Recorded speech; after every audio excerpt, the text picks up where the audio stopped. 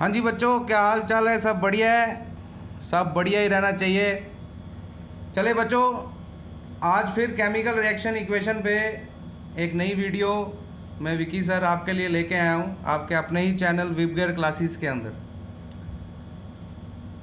जैसे कि आपको पता है, अगर आप पुराना लेक्चर, मेरा पुरानी वीडियो देखी होगी तो उसमें आपने डिस्प्लेसमेंट रिएक्शन को समझा था। हम टाइप्स ऑफ रिएक्शन समझ रहे थे, जिसमें आपने डिस्प्लेसमेंट रिएक्शन समझी थी क्या होती है। और उसमें मैंने बताया था कि डिस्प्लेसमेंट रिएक्शन एक ऐसी रिएक्शन है जिसमें एक रिएक्टिव मेटल या एलिमेंट डिस्प्लेस कर देता है लेस रिएक्टिव एलिमेंट को उसके साल्ट सॉल्यूशन में से।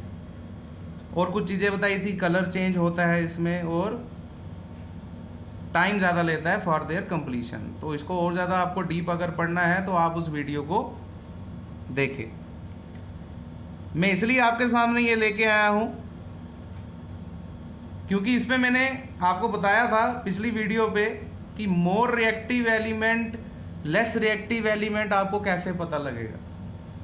तो उसके लिए बेटा आज के लेक्चर में आ जाए एक नई एनर्जी के साथ, रिएक्टिविटी सीरीज पढ़नी पड़ेगी मेटल की, रिएक्टिविटी सीरीज ऑफ मेटल।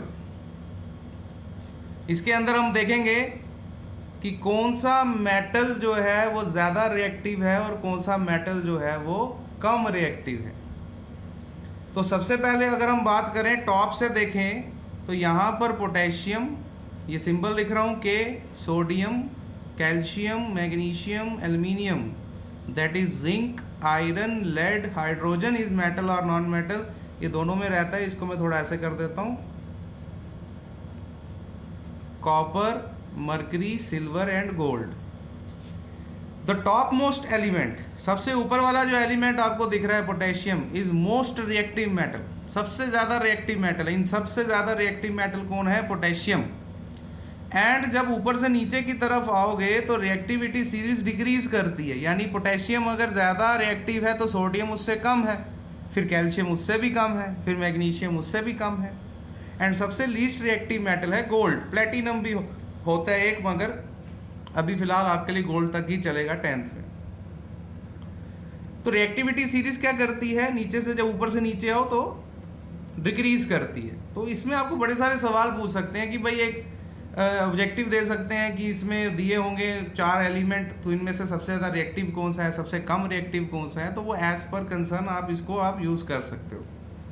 तो ये टेबल को आप नोट डाउन कर सकते हैं और इसको आप याद भी रख सकते हैं, याद रखना ही पड़ेगा। अच्छा जी, तो जो डिस्प्लेसमेंट रिएक्शन हमने पढ़ी थी उसमें मैंने जैसे आपको लिख के दिया कि मानो आपके पास है zinc plus iron sulphate FeSO4। Zinc is more reactive than iron, तो वो आयरन की जगह ले लेता है और आयरन को बाहर फेंक देता है, यानी जिंक सल्फेट बन जाता है और आयरन अलग हो जाता है, यानी Fe। क्यों भाई? क्योंकि आप इधर देखें, जिंक ऊपर आता है, आयरन नीचे आता है। Zinc is more reactive than iron, इसलिए इसको क्या कर दिया? डिस्प्लेस कर दिया। कल को अगर मैं ऐसे रिएक्शन लिख दूं कि iron plus zinc sulphate gives iron sulphate plus zinc, तो ये रिएक्शन बेटा टोटली गलत है। This reaction is wrong, this reaction is wrong. क्यों? क्योंकि आयरन तो जिंक से कम रिएक्टिव है, तो वो जिंक को डिस्प्लेस बेटा नहीं कर पाएगा। तो डिस्प्लेसमेंट रिएक्शन का मतलब आपको पता लग गया क्या होता है। चले भाई, हम अपने नेक्स्ट टाइप की तरफ चलते हैं रिएक्शन की, जो है आपके पास,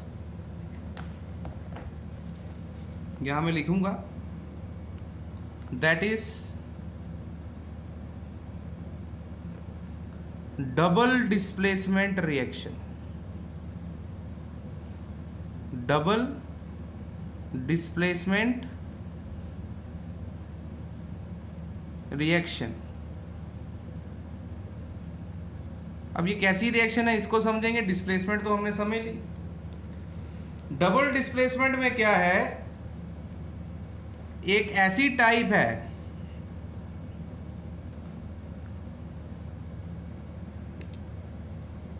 it is a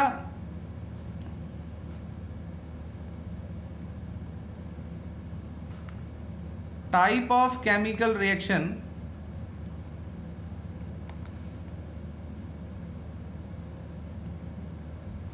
in which exchange of ions takes place.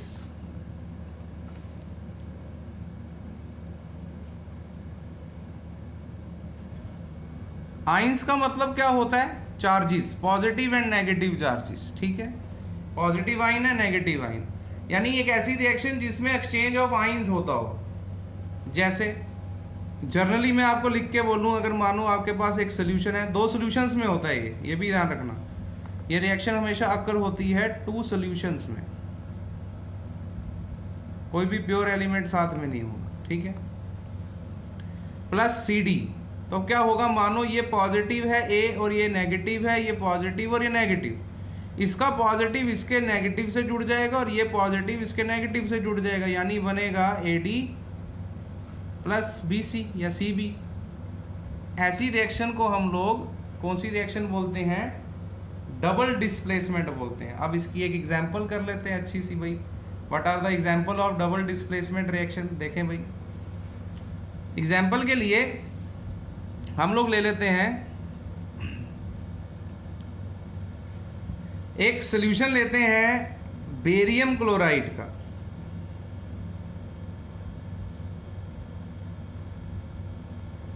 Solution of barium chloride reacts with aluminium sulfate.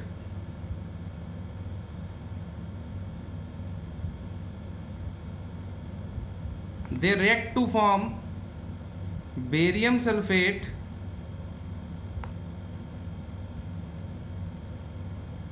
Plus aluminium chloride, ठीक है। देखें भाई, मैं लिख देता हूँ, barium chloride is BaCl2 plus aluminium sulphate is Al2SO43। भाई फॉर्मूले के लिए वीडियो देखनी पड़ेगी। बेरियम सल्फेट, अब देखो क्या होगा, डबल डिस्प्लेसमेंट होगा, ये मैं समझा रहा हूं। ये चार्ज यहां पर, इसका दूसरा पेन में हाईलाइट कर लेता हूं, ये चार्ज इधर पॉजिटिव होगा बेरियम, ये क्लोरीन नेगेटिव, और ये पॉजिटिव और ये नेगेटिव, तो क्या होगा, इसका पॉजिटिव जुड़ेगा इसके साथ, तो ये बनेगा बेरियम सल्फेट। बेरियम और सल्फेट SO4 दोनों की वैलेंसी 2 होती है, इसलिए फार्मूला यही रहा। प्लस एल्यूमिनियम और क्लोरीन जुड़ेगा, तो aluminium Al, chlorine Cl, aluminium की वैलेंसी 3, क्लोरीन की 1, तो 3 इधर आ जाएगा। तो यहाँ पर ये रिएक्शन होगी डबल डिस्प्लेसमेंट। और यहाँ पर जो बेरियम सल्फेट है, इसके प्रेसिपिटेट बनते हैं, ये मैं आपको बताया था, इनसॉल्युबल सबस्टेंस। तो डबल डिस्प्लेसमेंट रिएक्शन में जर्नल चीज़ें आपको क्या देखी कि डबल डिस्प्लेसमेंट रिएक्शन में हमेशा दो सॉल्यूशन रिएक्टेंट होंगे, एक्वस सॉल्यूशन। डबल डिस्प्लेसमेंट जो रिएक्शन होगी वो as compare to displacement reaction faster rate में होती है, यानी जल्दी खत्म हो जाती है, यानी प्रोडक्ट जल्दी बनता है, और इसमें हमेशा प्रेसिपिटेट फॉर्म होते हैं। इसमें हमेशा क्या फॉर्म होते हैं? प्रेसिपिटेट फॉर्म होते हैं। तो इसमें आप डिफरेंस भी लिख सकते हैं भाई, डिस्प्लेसमेंट और डबल डिस्प्लेसमेंट का एग्जामिनर आपको डिफरेंस भी पूछता है, what is the difference between displacement and double displacement reaction, तो वो जर्नली लिख सकते हैं भाई। मैं लिख देता हूं, डिस्प्लेसमेंट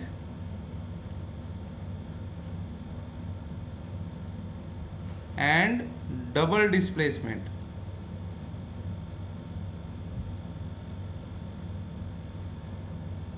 तो इनके डिफरेंस में एक तो आप इनकी डिफाइन लिख सकते हैं, more reactive element displace less reactive element.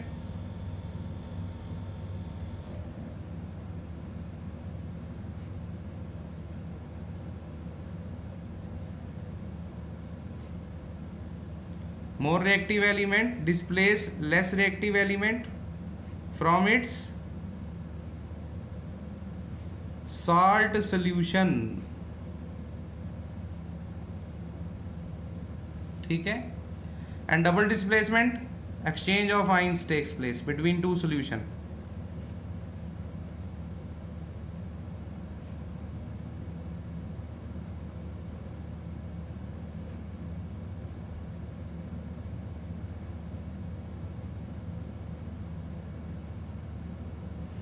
ठीक है जी।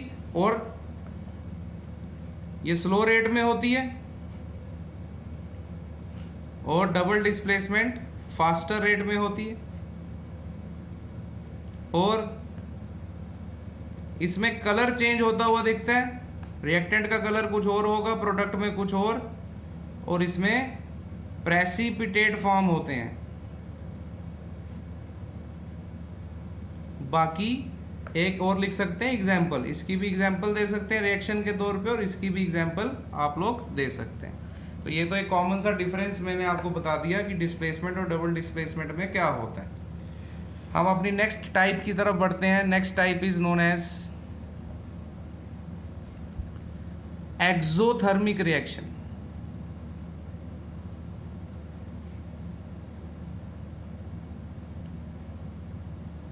What is exothermic? देखिए बेटा, एक्सो का मतलब होता है बाहर निकलना, बाहर मतलब इवॉल्व होना। थर्मिक का मतलब होता है हीट। यानी ये एक ऐसे टाइप की रिएक्शन है, it is a type of chemical reaction in which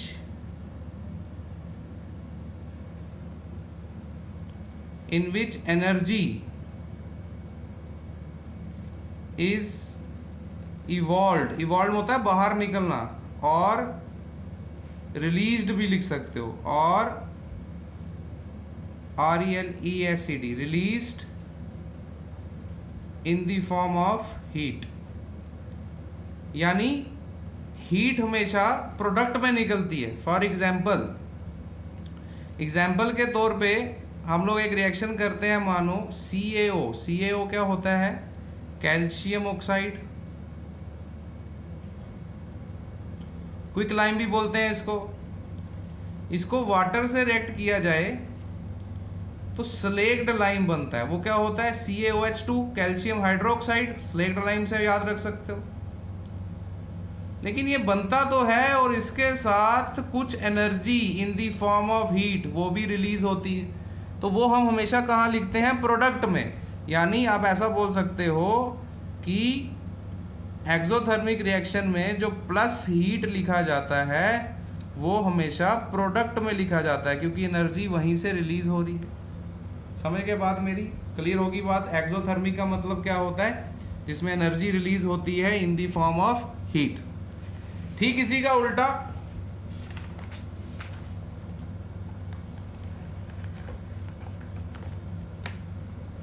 चले भाई, ठीक इसी का उल्टा पढ़ेंगे।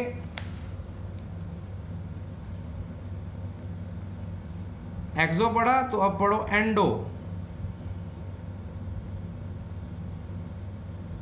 Endothermic reaction.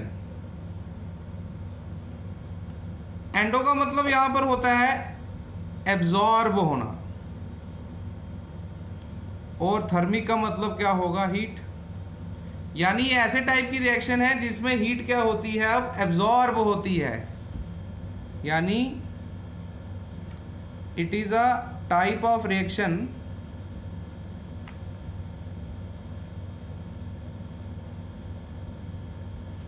in which energy is absorbed in the form of heat। और इस केस में आप प्लस हीट कहाँ लिखेंगे? रिएक्टेंट में। यानी रिएक्टेंट में एब्जॉर्ब होगी तो बात बनेगी। एग्जाम्पल के तौर पे कैल्शियम कार्बोनेट लेते हैं CaCO3, कॉमन सी एग्जाम्पल। लाइमस्टोन भी बोलते हैं। इसको अगर हीट किया जाए तो प्लस हीट यहीं पे लिखेंगे, एब्जॉर्ब करेंगे, कैल्शियम ऑक्साइड अलग हो जाएगा और कार्बन डाइऑक्साइड अलग हो जाएगा। समय के बाद मेरी क्लियर होगी बात? ठीक है।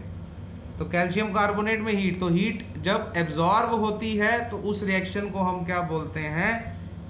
एंडोथर्मिक रिएक्शन बोलते हैं। समझ के बाद भाई? तो आज के लिए हमने आपको क्या बताया, एक तो आपको रिएक्टिविटी सीरीज बताई मेटल की, प्लस डबल डिस्प्लेसमेंट रिएक्शन बताया, डिफरेंस बताया डबल डिस्प्लेसमेंट और डिस्प्लेसमेंट रिएक्शन का, एक्सोथर्मिक रिएक्शन बताई और एंडोथर्मिक रिएक्शन बताई। तो इसके बाद नेक्स्ट वीडियो में आपको और टाइप मिलेगी रिएक्शन की, इंपॉर्टेंट टाइप्स है वो भी, उसको भी डिस्कस करेंगे। तो ये जितना आपने आज की लेक्चर में पढ़ा इसके नोट्स बना लें, इसको अच्छे से रिकॉल कर लें। कोई प्रॉब्लम आती है तो कमेंट सेक्शन में आप मुझे कमेंट करके बोल सकते हैं, हम उसको सॉल्व करेंगे। वीडियो अच्छी लगी तो उसको लाइक कर दें, चैनल को अपने अच्छे से सब्सक्राइब कर लें, बेल आइकन को प्रेस कर दें और वीडियो को शेयर करना ना भूलें। तब तक के लिए मैं लेता हूँ इजाज़त, अलविदा, all the best and take care.